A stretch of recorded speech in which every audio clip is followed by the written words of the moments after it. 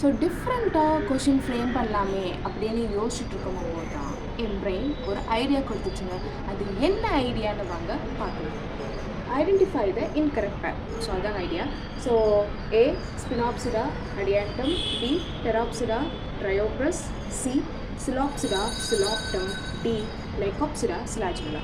இந்த 4 ஆப்ஷனில் என்ன பேர் ராங் அப்படின்னு நம்ம கண்டுபிடிக்கணும். ஸோ நான் சொல்கிறேன் ஏ தாங்க ஆப்ஷன் ஸ்பினாப்சிடா அடியாண்டம்.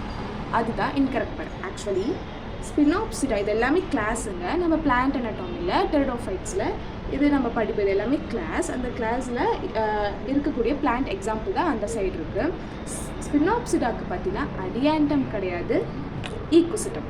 ஈக்குசிட்டம் தாங்க ஸ்பினாப்சிடா கிளாஸுக்கு எக்ஸாம்பிள்.